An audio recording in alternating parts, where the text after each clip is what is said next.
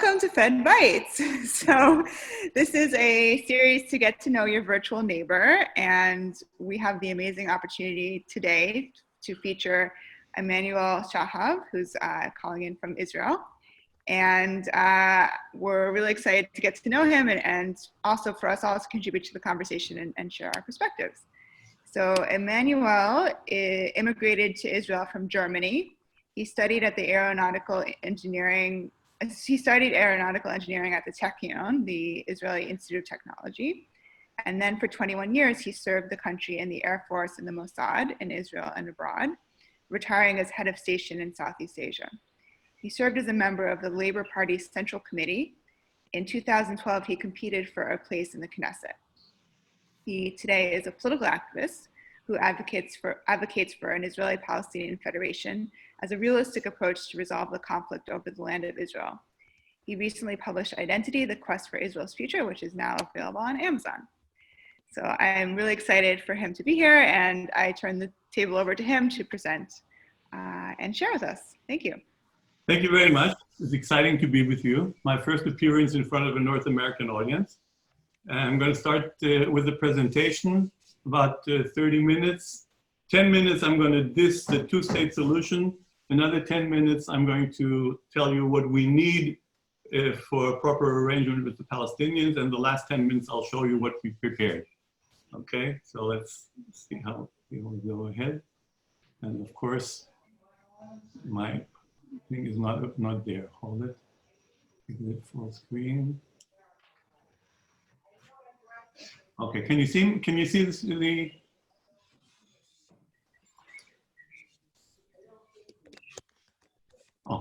Can you see the presentation? Yes. Okay, good. All right, so I wanted to start. I was hoping that maybe some Muslims would be on the call, and I wanted to say, have a happy Eid al-Fitr day, but apparently nobody joined. But anyway, it's Eid al-Fitr today, which is the main Muslim holiday. We're also celebrating today about 20 years of withdrawal of Israeli troops from Lebanon, which is a major event.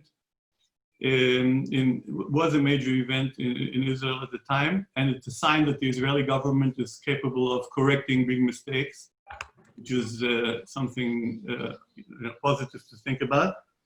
And we also had today the beginning of the trial of our prime minister, which is the first time that a sitting prime minister in Israel is in court.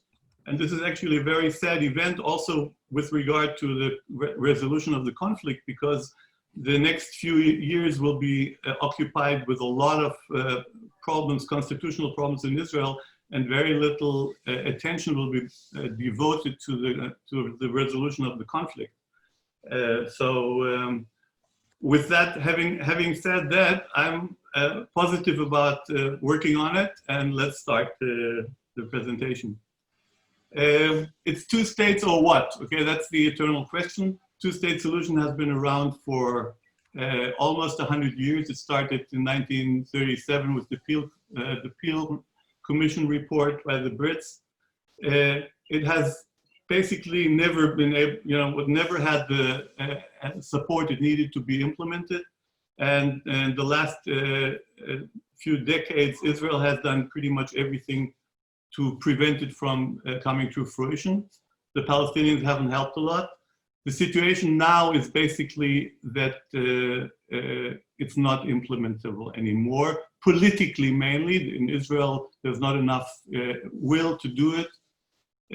And even if it was possible to withdraw all the settlers from the settlements, it's necessary to withdraw about 120,000 to come to a normal two-state arrangement. It's possible to withdraw them, but it's not possible to come to the political decision to do that. I'll show you what the two states were supposed to look like. This is a picture of the two states before Trump got his hands on them. You see here the little, looks like a little elephant baby or something like that. That's supposed to be the Palestinian state. Here in this picture, it's still contiguous. It's one piece. Okay, and it is of course engulfed by Israel. even before Trump, it was not something that looked like looked like a real two states solution, and it was very, very marginal. But now that Trump put the proposal on the table, which looks like this, the main difference being that that the Palestinians got a little bit more territory here along the border with Egypt, but they gave up a lot of territory inside the West Bank. It looks like a Swiss cheese, a lot of holes, a lot of special arrangements, not something a sovereign state can possibly bear. So, Martin Indyk already 3 years ago said that the two-state solution, the two states is the corpse waiting to be buried. At the time, he was still thinking that resurrection was possible. He said in the Middle East that it's always a possibility. But I think by now we can safely say there will not be two states, and definitely not in the foreseeable future. And the more it gets delayed, the less likely it is that there will be a two-state solution. Here we go. Now, even if we go and we say there will be a two-state solution, even if we say that it's possible, all of a sudden everything changes, we're going to a two-state, there are very big problems with two-state solution. First of all, security-wise, Israel will have a lot of security problems. We all under the impression of what happened in Gaza, where we withdrew from Gaza, left it to the Palestinians, and we got a lot of trouble across the border, which is still ongoing, that's not resolved. Even if militarily, many generals assure us that there will be no problem security-wise, the Israeli public doesn't buy it. Because they see what happened with Gaza, although Gaza is not a good example. It's not a good example because we didn't leave it in an agreement, but this is what the impression is among the public, so security-wise, the public won't buy it. The other problem we have is that we will not have secure borders if the Jordan River is not in Israel, the Israeli border on the east. We won't feel secure, and also Gaza, of course, is a problem. So the two-state solution, even if it was implemented, was not a good idea security-wise, and not security-wise, and also regarding the economy. Now, regarding the economy, the two-state solution is a disaster for the Palestinians. About 80% of the Palestinian economy is basically based on Israel, depending on Israel. Export, import, workforce works in Israel. The workers in Palestine work for Israeli companies. So anything that would create a border between the two countries and creating Palestine as a state would make a border, because the way we look at Palestine, we look at the situation, we say they over there, we over here, and a tall wall in between would cause the Palestinians a lot of trouble economically, which would of course immediately reflect on the security situation. Because the moment there's a bad economy, you have terror organizations becoming more and more active, which would reflect on our security situation. So that's the Palestinian economy, which is would be a disaster. But even also our economy will have a lot of problems in a two-state scenario. First of all, the Palestinians are the fourth largest trade partner Israel has, and we would lose, obviously, we would lose some of that market. But also regarding the workforce, there was an article a couple of years ago in The Economist, which was looking at the Israeli economy and the possibility for growth. And it said that we're going to have a problem with manpower, and the only two resources we have left regarding manpower are the Orthodox, who are at this time not involved in the economy. We're trying to get them more involved in the economy, and the Palestinians. The Palestinians are actually pretty highly educated workforce, who is at this time pretty much mostly unemployed. So they are there waiting to be used, and of course, if there's a two-state scenario, that is unlikely to happen. There's another issue which is very rarely discussed, and I'm talking about the issue of loyalty. At this time, there's only one state, and if there would be two states, a Palestinian state and an Israeli state, Israeli Arabs would have something to think about. Okay, in the picture we see Muhammad Barakeh, who's a former member of Knesset, and we see Sheikh Raed Saleh, who is the head of the Islamic movement in the north, okay? At this time, they have one country to be loyal to or not, but they are, by and large, Israeli Arabs are loyal, okay? But the moment Palestine comes into being, they may, as we see here in the picture with the Palestinian flags in the back, they may consider changing loyalties, and that's an issue, okay? It's something to worry about. So to sum it all up, two states are dead, and even if they weren't dead, they should be, okay? So now I'm going to go to two states or what, okay? That's the question. What are we looking at now? If nothing happens, we're going to stay with the status quo the way it is. We're looking at annexation, some kind of annexation. Depends what Netanyahu can get away with. It'll be either small-scale annexation of the settlement blocks, or it will be including the Jordan Valley. But it will be basically more of the same than we have now, meaning Israeli control, but including annexation, meaning extending Israeli law over certain areas, and that would bring us to a possibility of apartheid, okay? Because right now, our claim that it's not apartheid is that we are having an occupation, and an occupation is temporary, and as long as everything is temporary, the claim that it's two different legal systems is, well, not so clear. But the moment we extend the Israeli law over those territories, or over some of them, in those territories, there will be unless Palestinians are given full rights, there would be two legal systems, one for Israelis and one for Palestinians, and it would be completely legalized in the annexation process, so it would be apartheid, and that would give us endless trouble. So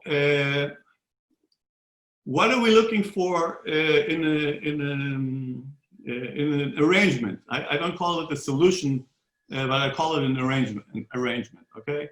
In Hebrew, you say hesder. That's I think the better, it's a good term to call it. What we need is political implementability, okay? We can have the best plan if we cannot get it through the Knesset. I'm talking about political implementability in Israel, okay? If we can't get it through the Knesset, it's no good. And when I mean getting it through, I don't mean it by squeaking through with 61. I mean, we need solid support on the right and on the left for whatever we put on the table, okay? So that's the first condition. Second condition, of course, it should be acceptable to the Palestinians, okay? It doesn't help us if we come up with something that the Palestinians aren't going to go for. But when I say acceptable to the Palestinians, I mean acceptable to the Palestinian people, not necessarily their leadership, because their leadership has always been a little bit behind times, to put it mildly, and even now they are. And we may have to do it without the leadership, whatever that means. And on the next slide. What that means, okay, when I say without their leadership, what I'm talking about is that we need something that we can consider unilateral implementability, meaning that Israel goes ahead and does it because it's the right thing, it can get the right support and so forth, and the Palestinian people will go for it, okay? Because you know, since the last few days, I've been getting calls from Palestinians to say, well, please start annexation already, okay? So anecdotal, of course, it's not statistics.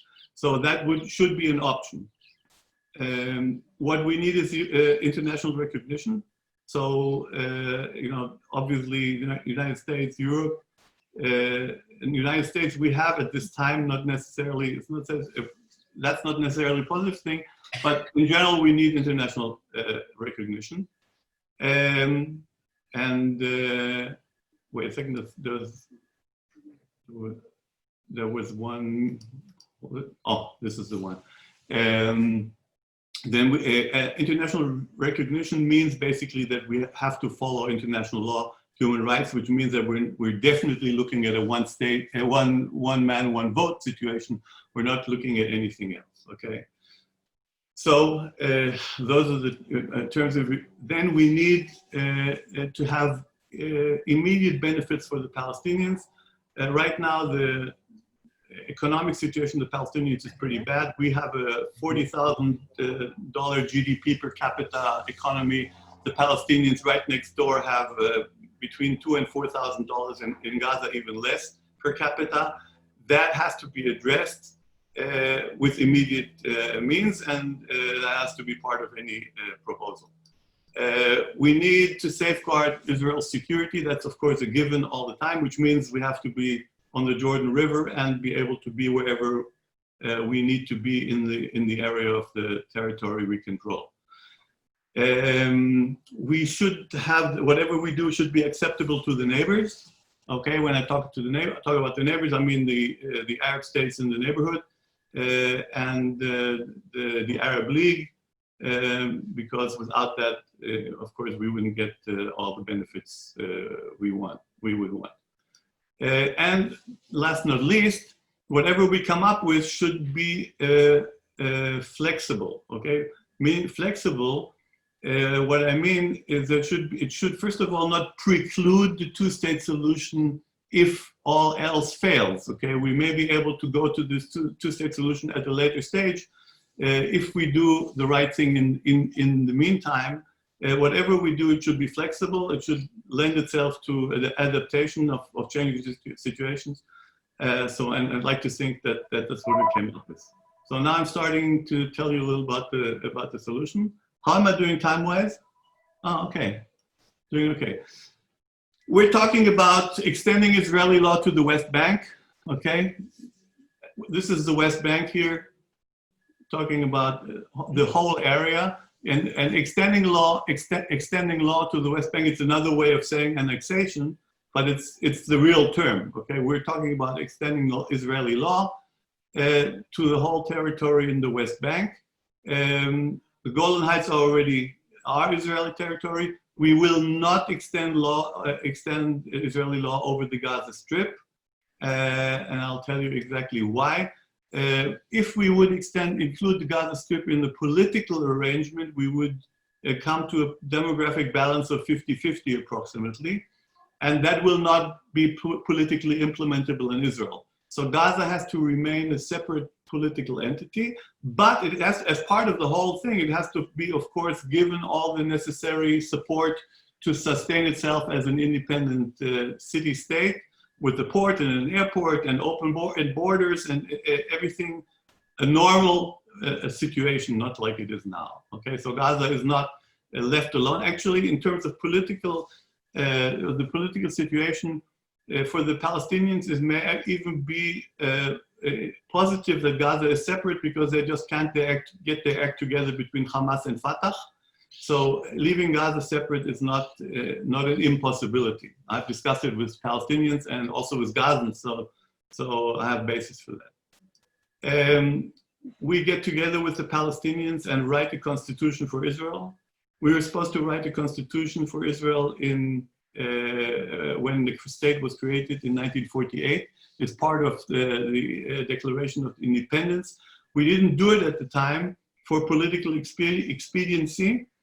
Now we have to do it in order to create that new state that I'm talking about.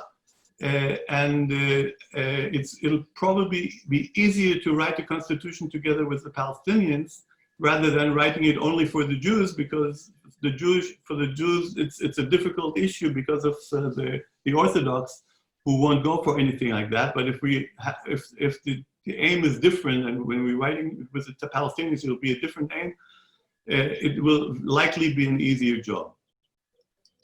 We will give, of course, citizenship to all Palestinians who want it in the whole territory that we're talking about. That would put us into a demographic balance of about 2/3, 1/3. Assuming, of course, everybody would want to sign in on this, which is a pretty good assumption, a pretty safe assumption. What are we talking about? We're talking about creating a federation. This is the map. Okay, we're talking a federation with regional government. The federation would have 30 states, cantons, provinces, whatever you call it. 30, the number is not so important. What is important that 20 of the 30 are Jewish majority cantons. 10 of them are in blue here. The Jewish cantons are in blue. The green cantons are Palestinian majority cantons in, as I said, in green. Jerusalem is in gold. Actually, it's Jerusalem of gold, but it's a Jewish majority canton. Gaza is left out. It's not part of the arrangement. There is no particular importance. As I said, the number it's based on the Swiss model, and it's pretty much the same to the number in Switzerland. The ratio between Jewish and Palestinian cantons has to reflect the demographic balance. That's what's important, not the exact number. The borders between the cantons are also not important. Each canton is a conglomeration of municipal areas and local councils. And if a local council doesn't want to be in one canton, it can be in the other canton. It doesn't make a difference as long as the canton has a solid majority, either Jewish or Palestinian, in order to prevent it from changing its majority status by the movement of a small amount of people. There's no necessity for contiguity. We see here this little blue sausage within the green canton. This is the Jewish settlements in the West Bank. If they want to be part of the Palestinian canton, this is the Hebron canton. If they want to be part of that, that's fine. If they don't want to be part of that, they can be part of the next Jewish canton. Administratively, of course, the borders between the cantons are administrative borders. Of course, there's nothing preventing anybody from going anywhere or moving anywhere. It's a normal country. Okay, so that's the basic framework. We would include, similar to the way situations in the United States, in order to have a stable government, we would have an upper house in the Knesset, where the cantons each canton would send two representatives for each canton, regardless of how big it is, and the lower house represents, of course, the population, and each canton sends a number of depending on its population. Now, this arrangement will make it possible to make sure that it will not be easy to change the country, change the characteristics of the country, the system of government, because every major change would require both a majority in the upper house and in the lower house. So for Palestinians to gain a majority, they would need both majority in the whole country, and they would also have to change the majority status of 6 Jewish cantons in order to get 16 from they have 10 now. To get 16, they need to have another 6 more. Now that's possible because nothing prevents people from moving from canton to canton or going, but by the time that happens, nobody will give a damn anymore who is in the majority. So that's the system of government. We are going to have economic unity, of course, uniting the two, Palestine and Israel. $40,000 GDP per capita to a $2,000 or $4,000 GDP per capita is a very, very expensive undertaking. But any businessman will tell you that the potential is huge. To open those fences, let all the people, the workers come in, have open access. Incidentally, economic unity was called for already in the Declaration of Independence, where it specifically says that we should work for the economic unity of the whole land of Israel. And even in the partition decision of 1948 by the United Nations, which called for political separation and economic unity. So we would actually follow those all declarations. It's a big job, but the potential is huge, and there won't be any lack of money to make this happen. And okay, so there was one very important here. That's the one I missed. There's one important issue, it's, the refugee issue. The refugee issue is primarily an emotional issue and not so much a real issue. Okay, when I'm saying not so much a real issue, I'm saying that if you, for example, if you go into Palestine now and you ask the Palestinian governor of Hebron, and you tell them you can take in now as many refugees as you want. How many are you going to take in? And the number he's going to give you is going to be is going to be small enough for Israel to say, oh, no problem with that. Because people know how much the area can contain. So it's not a real issue. So what I'm looking at is I'm looking at formulating a normal immigration policy, meaning anybody who has roots in the country, be it Palestinians or Jew, can immigrate, can apply for immigration, and the country will decide how many it will let in, depending on the situation, depending on the economic situation of the area, and so on and so forth. Incidentally, part of the economic unity may very well be the return of Palestinian businessmen who will want to come and build up Palestine or the Palestinian cantons, and why shouldn't we let them in? So that's the refugee issue. Okay, hold it. So I think I'm finished with the presentation, and I'm ready to take questions. Great, thank you, Emanuel. We say that Fed is like TED Talks, but you also get fed. In addition to not being fed today, the other difference between TED and Fed is that at a TED Talk, the talk ends and you're left with questions and you have a lot to say, and you can't really have that conversation. But at Fed, we encourage, and sort of the meat of it is actually the dialogue. So you just heard a very inspiring presentation, and I'm sure you have a lot of questions about it.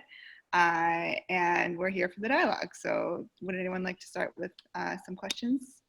Well, I'd like to make a comment or two. Yeah. This would be far more compelling if Palestinians were advocating some kind of one-state solution with equal rights for all. As it is, without Palestinians advocating it, the claim that they would accept, well, the likelihood is that if Israel implemented something like this, they would offer conditions on the chance to get Israeli citizenship that many Palestinians would find unacceptable. It's worth noticing that when Israel annexed East Jerusalem in 1967, they created a theoretical right for Arabs to apply for Israeli citizenship, which few have taken advantage of. Yeah, first of all, the fact that Israel didn't do the right thing in Jerusalem, okay, of course, going towards the federation means a completely different mindset, okay? It's a different mindset. It means that we're embracing the population that is part of our sovereignty, no holds barred, okay? And it cannot be done the way it was done with Jerusalem. And also, I think Israel's having second thoughts about how it was done with Jerusalem. At least it appears to be becoming easier to get citizenship for Palestinians. But under no circumstances must there be very stringent conditions for Palestinians to become Israeli citizens. There should be a clear-cut 1 or 2 year program, and only people who are problematic security-wise should maybe be prevented from getting citizenship, but they will have to be given residency no matter what. So it's just a completely different. We're talking about a different ball game. We're not talking about the same thing all over again. Okay. Now the Palestinians, as far as I can tell, first of all, many more Palestinians now are interested in a one-state solution. Particularly the young Palestinians. The number is increasing because they realize that the two states isn't going anywhere, and they also don't like their own government right now. So they're interested in a one-state solution. And in Israel also, the constituency is growing, because people are looking. The only problem we have is to have the political. We don't have right now the political support. We don't have it. The right is more likely to be able to support such a thing. But the right is looking for legitimacy from the left, and the left isn't going to touch our program with a 10-foot pole for the time being. So, because for some reason the left is looking at they don't want the settlers to get any benefits out of anything, and in this program the settlers will be able to stay put, and that's a no-no for the left. So this is what it seems to me sometimes. Well, ironically, the left in some ways is even more anti-settlers than a lot of Palestinians. And so, for example, I was having a discussion in my community with a Palestinian who was saying, Palestinians must have the right to, Palestinians need the right to resist. And I was like, yeah, and they need to all be able to come home from the river to the sea. And I was like, yeah, so this means the settlers shouldn't move. If you're not expelling anyone, then you're not expelling the settlers either. So he was willing to agree to that. He was willing to agree to not move any settlers to the other side of the Green Line, which is something that is actually to the right of the left. Basically, I think the left is, the normative left is out of touch with how politics on both the Israeli right and the Palestinian side have moved. Absolutely, absolutely. I agree, and that's a big issue. And as long as the left in Israel continues to go for the two-state solution, while it's obvious to everybody that the two-state solution is dead, okay, they're just detached from reality. And I'm getting my hopes up that it'll be easier to sway the American left, or at least the American Jewish left, on this issue. Although I'm not sure. For the time being, I haven't seen any. I tried my luck with J Street. Ed knows about that. I'm quite confident. And it failed miserably, and I don't know what it's going to be now. I'm quite confident that you won't have success with the American Jewish left. Okay. And I really think that until there's open public advocacy by Palestinians, it's going to be very hard for this to get anywhere. I think it was a big tell when you said it would take a complete change in the Israeli mindset. The fact is that any solution will take a complete change in the Israeli mindset. Yeah. And without a complete change in the Israeli mindset, there's no prospect of any solution. And there's no prospect of that change in mindset. No, Israel is capable of changing its mind quickly. It just has to come to a crunch point. And I suspect that we're getting close to a crunch point. Of course, I can't vouch for the fact that that there will be the change.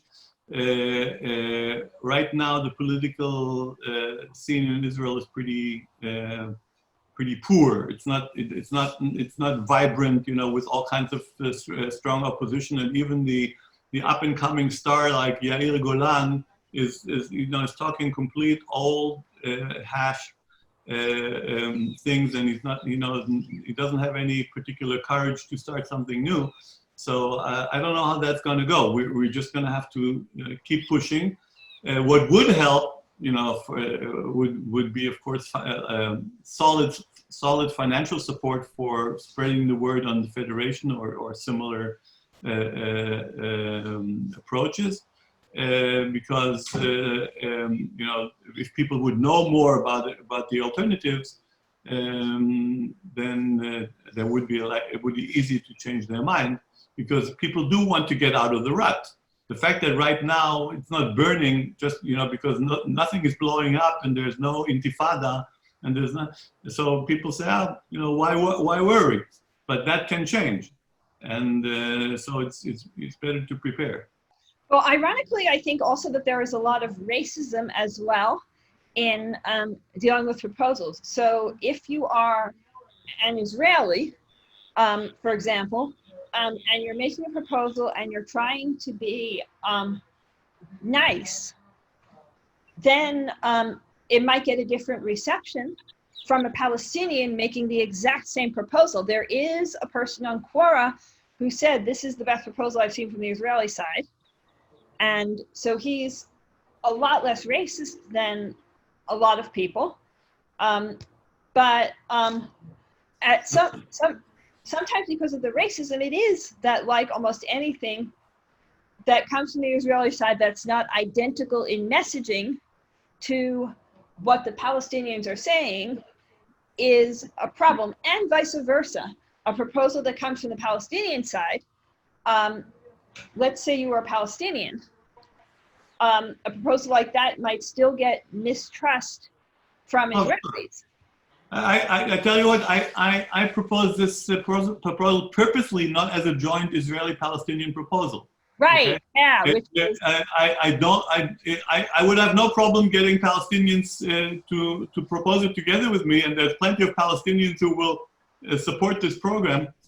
But if I come up in Israel with my co-chair from Ramallah, okay, they're going to say, oh, no, we don't want any, okay, because if the Palestinians like it, there must be something wrong with it.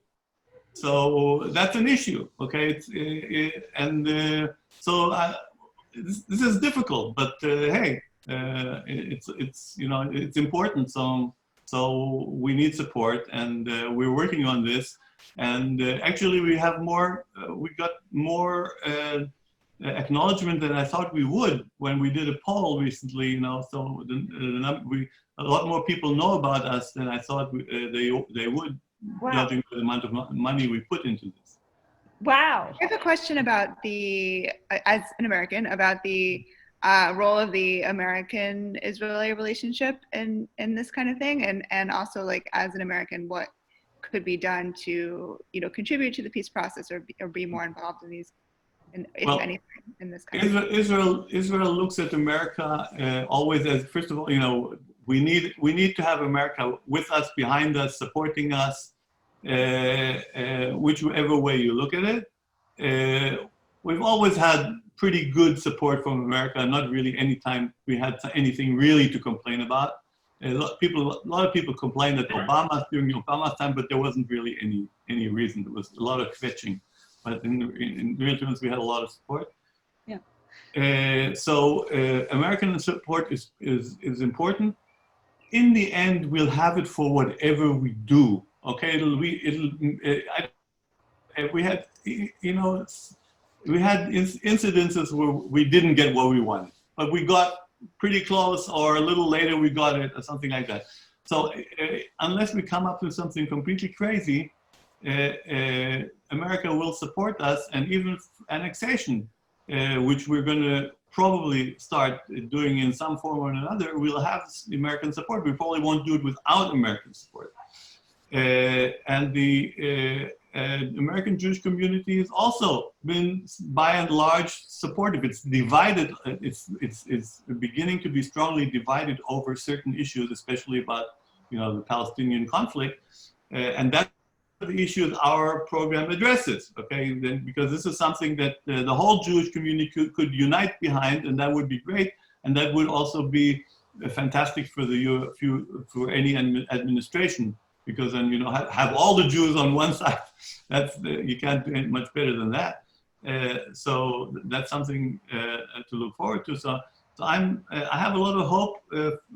You know, despite the fact that Ed is not so optimistic, and so. But I like to think that if we work hard and do more Zoom calls, and the situation, also the situation, what I've seen, that the situation in Israel is actually helping us, okay? Because people are realizing, yeah, now we're going towards annexation, okay? Annexation is gonna bring us to the likelihood that people are going to say apartheid, and they're going to be right. Okay? Yeah. So that has a price, okay? So people are going to say, well, what are we going to do? And then we're going to start looking, and then there's something we can do. So, so that's what we're working on. In preparation for that kind of a situation, I think that what the Israeli side can try to do is to start broadening what they're using the word apartheid for. So I've actually written, for example, online answers about The Lion King, the movie The Lion King. Sounds very innocuous, but what I wrote is that the Lion dynasty is an apartheid regime. Yeah, but you know, the problem is with that in Israel, you can't talk about it. You can't use the apartheid, because if you use the apartheid term, okay, they go, you're one of those guys, and you're like, well, what are you talking about? No, it's not like it. Well, it's not like, you know. And we have a not insignificant South African constituency here in Israel who know all about apartheid, okay? And they will always come up and say, well, it's not the same thing, and so on and so forth. So it's not good to go into that thing. It's you know, of course we have to, but to drive that dialogue is maybe counterproductive. You just have to be aware of it, that the world is going to look at us and they're going to say this is apartheid, and you know, we're going to say no, but it is. So, speaking so that's an issue we have to address. You were talking about per capita and the large disparity there. How maybe I'm looking forward a little too much, but how would your plan avoid sort of an East-West Germany, North-South Korea swamping of people moving to Tel Aviv, to Jerusalem, and losing a Jewish community? All right. Okay, that's a fair question, and people are very worried about that. Yeah. But you know, you look at the situation in Israel itself now, within the Green Line. Okay, we have a 20% Arab population that has been economically disadvantaged for many, many years, and even now their average income is much lower than the average income of the Israelis. The disparity is not that big, but it's not as big as between Palestine and Israel, but it's considerable. And they're not moving, okay? Why aren't they moving? Because they like we all like to live with people like us, okay? And they're close enough to the places where they work, so they commute, okay? And transport has been getting bigger, has been getting better in Israel. That you know, we have a relatively good train system and a relatively good public bus system, so people can get where they want. Okay, so they commute and they live where they live, and the likelihood is that only a small amount of people, those who can afford to, will actually consider moving. And of course, moving can go both ways. Okay. I mean, Jews can go into move into the West Bank territory because there's great land there for cheap, you know, and they can build their villas. So it's something which has to be taken into consideration. But I don't think that in real, you know, this is one of those things which are people worry about a lot, but to find support for it by looking at examples is difficult. I don't think it's going to happen. As a corollary, though, how do you avoid then the reverse of people who have a lot of money, say, like you said, moving into the West Bank and simply buying it? No, you can now. No. Okay. First of all, don't forget that there's an Arab community in the world with a lot of money, okay, who would want to buy in. So it's one of the, you know, it's a problem for rich people, okay. The Arabs want to buy in, and the Jews want to buy in. Everybody wants to, when the land prices are going to go up, okay. This is something we have to deal with. We're not talking about something which is going to be a 2-year program.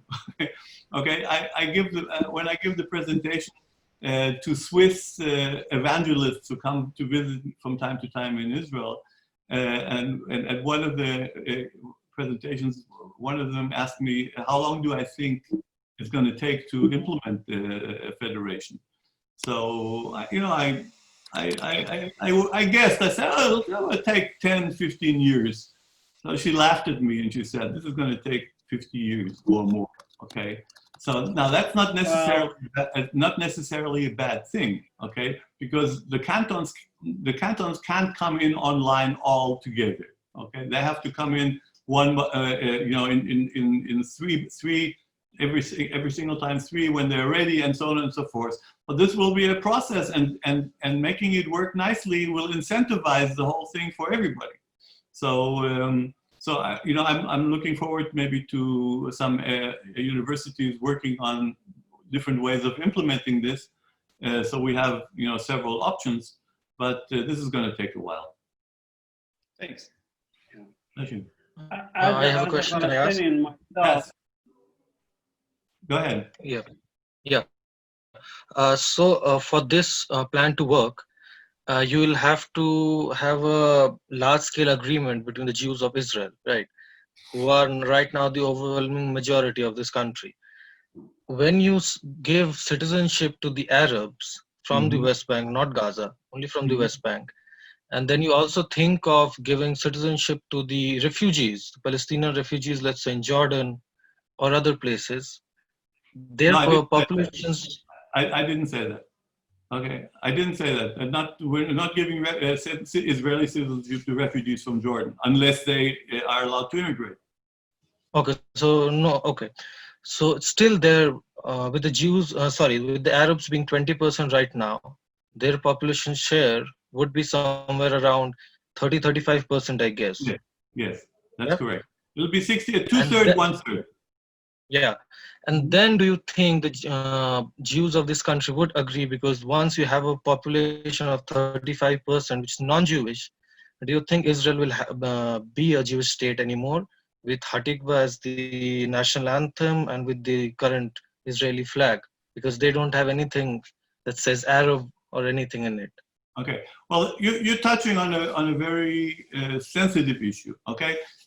First of all, there's no clear definition of what a Jewish state is. Okay. A Jewish state can be a state with a majority of Jews. Okay.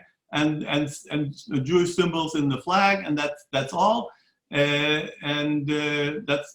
That's okay. What regards the definition of the state, okay, what we are suggesting is that the state would actually be an Israeli nation state, okay? It would not be a Jewish nation state, because in order to be able to include everybody who lives in Israel in the nation, okay, it would be an Israeli nation state. So that would be a big change, and this is one of the things I usually talk about. You know, in the end, when people start saying, "Hey, how is this going to work?" But of course, the cantons themselves, they express the exact identity of both sides. Okay, the Jewish canton, depending on the nature of the population in that canton, would be more religious or less religious, and the same with the Palestinians, whatever. And in the cantons, the cultural the culture of the population would come to express itself, and each canton would have its own flag. And I'm sure that if this goes well, and I've discussed it with Arab politicians, the last thing they're worried about is the flag and the anthem. That's not what worries them. They want equal rights. Okay, so when we get to that stage where we've done equal rights and everybody's happy and we're economically fine, we can start talking about putting another few lines into the national anthem to make it for everybody, as it is not right now, and even possibly to change the flag. But these are issues, if you talk about them now, people will kick you out. so right now we're talking about basically in the state, in an Israeli state the way it is now, with few changes. Okay. So this is work in progress. We have to work slowly to get people to listen to the change in the tune. Okay. Do you think it would be helpful if Palestinians in East Jerusalem in large numbers would request Israeli citizenship? That would, it's a double-edged sword, okay? First of all, I think they should have a long time ago, okay? And if they would have had, if they would be citizens, they would have been able to vote for the mayor of Jerusalem, and the mayor of Jerusalem would now probably be a Palestinian, okay? Which is just for the kick of it would be great, it's just not, it's just, I don't think it's going to happen, okay? The government, the mindset of the government is maximum territory, minimum Palestinians, and as long as that's the mindset, it's just not going to happen. Palestinians are going to work to try to get citizenship, and they'll get it, but not easily. Well, but they're not requesting it in large numbers. In theory, they have the right to request Israeli citizenship. Say again? In theory, they have the right to request Israeli citizenship. Yeah, they have the right to get, but the way it's, the bureaucratic hassle is so big, and it's also very expensive. So not many, go through with it. I think it's until now it's only about 15 or 20,000 who've actually done it. So it's a big problem. But my broader point is that it's going. See, if there was an amazing change in Israeli mindset, most American Jews would follow, would support whatever it was. But it's going to be at least a generation. If that doesn't happen, if If it's not coming from Israel, it's at least a generation away before there would be significant numbers of American Jews advocating something that would be seen as being more extreme than the two-state solution. Okay, listen, I'm not an American Jew. I lived in America for 2 years. I think American Jews are capable of making changes quicker than Israeli Jews are, especially if it supports the American Jewish community being together. I think that's my feeling. Okay, but I agree with you that if Israel would go ahead with that, that would make a big difference, obviously. Okay, I can't vouch for that. That's going to happen. The lefties in my country are still lagging behind big time.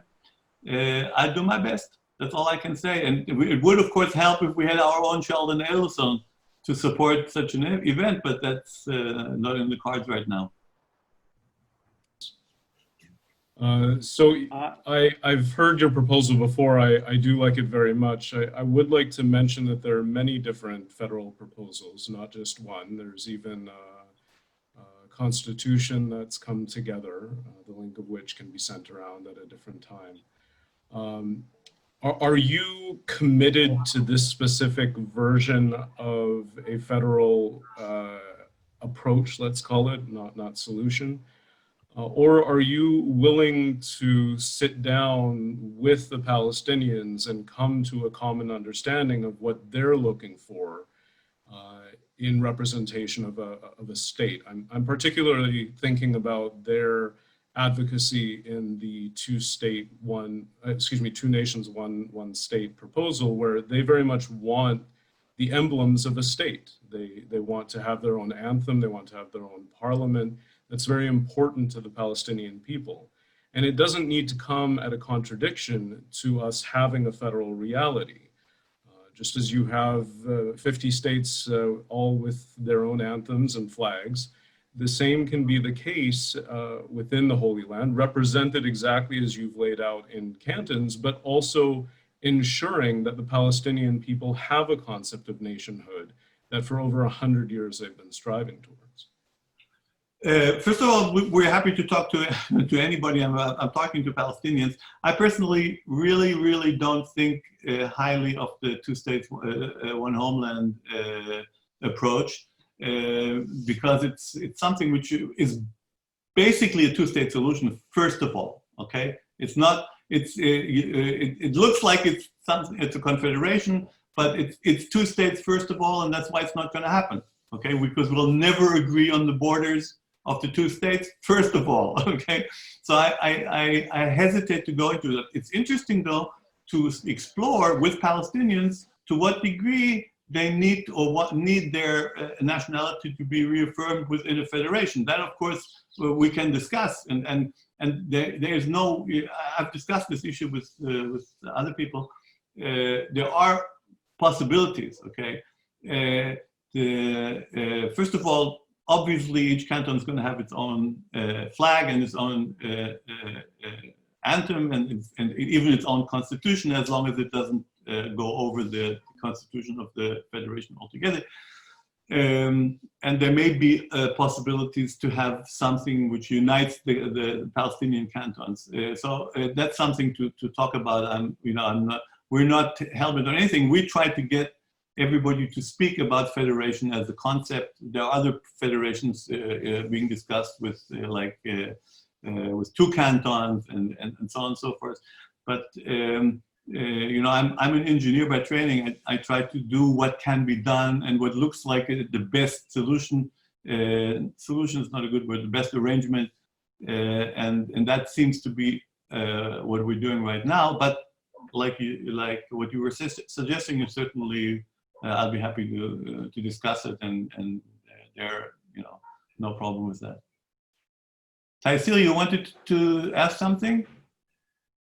I do, but I don't know how. Can you hear me now? Yeah. Good. I'm glad I'm able to get in. Yeah, I am a Palestinian. I grew up in Saudi Arabia and in Qatar, and now I've been living in America for the last 46 years. For the last 15 years, I have been in Israel, in the West Bank, in the Gaza Strip, and I have been trying to talk and get an understanding to what really the people in the West Bank and the Gaza Strip want. And question is, how was it when Israel was in control of the Gaza Strip and the West Bank at the time? And the majority that were answering is, it was much better, even though there have been some political pressures and military pressures, but yet overall they were saying they were able to go back and forth and visit each other as Arabs and Jews and have their own barbecues together, and we did all of this. I wish we could go back to that. So when I met you, Emanuel, and I studied your federation, I really thought this could be an answer that we have been looking for quite some time. Now, I've been working on this solution for the last 26 years on trying to bring a solution between the Palestinians and Israelis. Personally, I hated Jews passionately. And I went and joined Yasser Arafat forces, and I fought against Israel as a fighter. And I become a high-ranking officer within Israel. I don't want to, within the Palestinian work. I don't want to say what I've done, but having understanding and seeing that all these years, now 72 years, and I'm looking at where the Palestinians are and where the Israelis are in these 72 years. I'm thinking those Palestinians that are saying, I would rather to go back to the time when Israel was in control. Now I understand why. Now, if we look at the Palestinians living within Israel itself, the Arab Israelis, let's call them, okay? Do they have real equality in their lifestyle, in their sewer systems and roads and all of that? No, they don't. All you have to do is just look at each other. So I believe if the Federation really does come through and the Americans understand, which is something that I'm working on very strongly. I wrote 2 books, and it's translated to 44 languages around the world, and people are really listening, Americans in particular.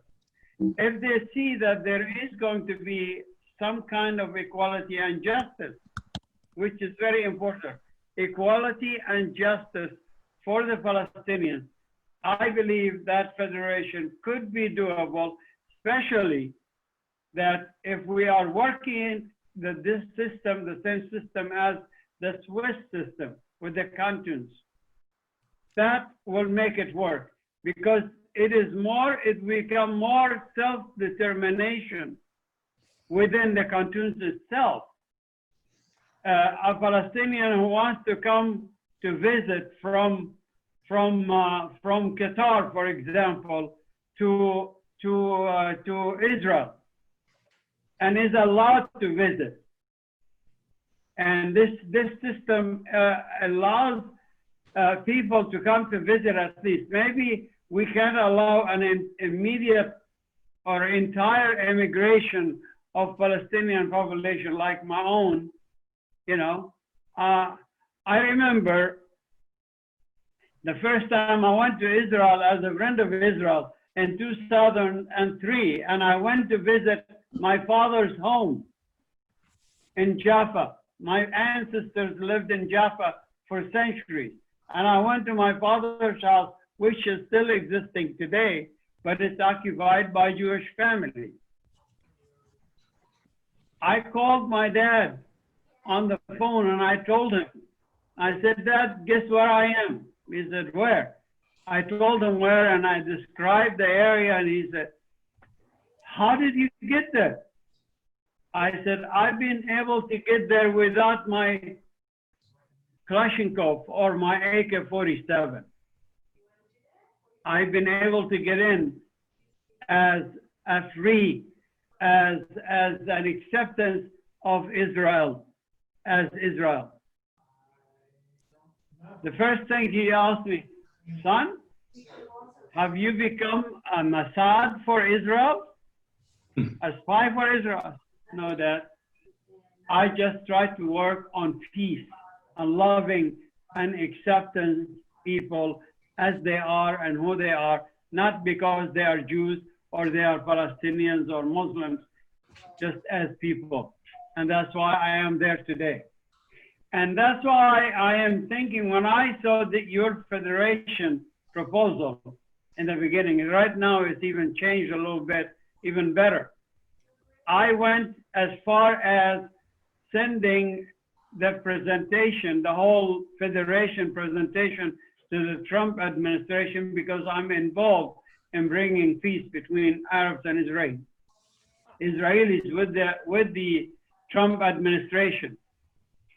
And I sent a full set of 6, including the video. They were stunned. And I thought this was a great proposal. But then at the last minute, something changed. I don't know what happened exactly. I still don't know. But I really believe, Emanuel, if we continue to work on this, and if we continue to find more people that will understand the peace and the joy that will come for both sides by living together,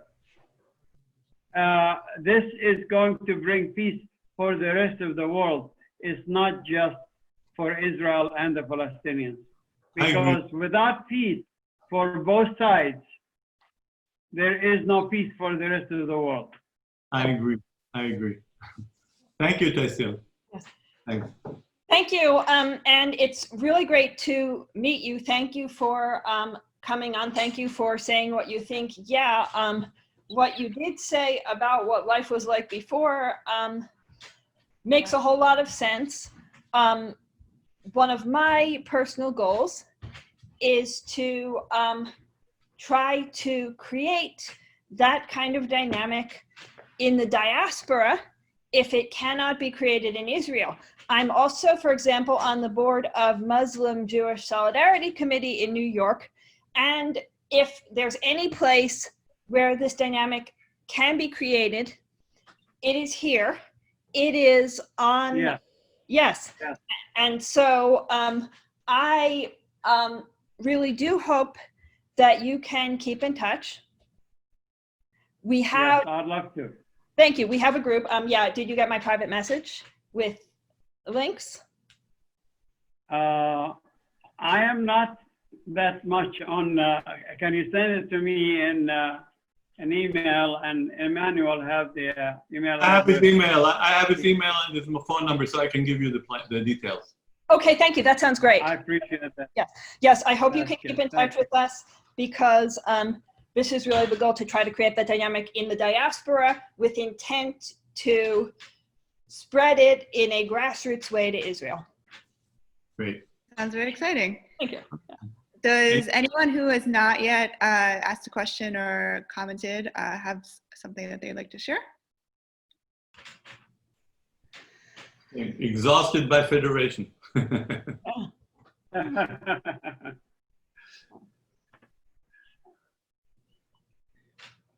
Okay. I want to say something. You know, the brother that talked about the Americans. Speaking to many Americans, I would say hundreds of the people that I am involved with, Jewish friends. Many of them are excited about the idea and feel this could be the answer. And so, especially the younger generation. The older generation might be saying, well, I don't know. but the younger generation, even the Palestinian younger generation, and I'm on my way to Israel shortly, soon. I've been talking to many Palestinians about this issue, even though my life is on the line, but yet, you know, there has to be an answer. And so talking to young Palestinians, they are saying, maybe this is the answer. Maybe this is what we need. Because under the leadership today, as it is, the Palestinian people are not receiving any kind of justice either way. So there has to be an answer. And I think the Federation is the answer. Okay. I second that. Great. So I think in the interest of everyone's time, I think we'll wrap up. If people want to hang out, you're welcome to, but we'll end with the official part of the program. So I want to thank Emanuel so much for presenting these really interesting ideas. I think it gave everyone a lot to think about and hopefully to be active about, hopefully, in North America and beyond. And thanks for being on, everyone. It's great to hear your thoughts. Thank you. Great to be here. Take care. All the best. Bye. Thank you.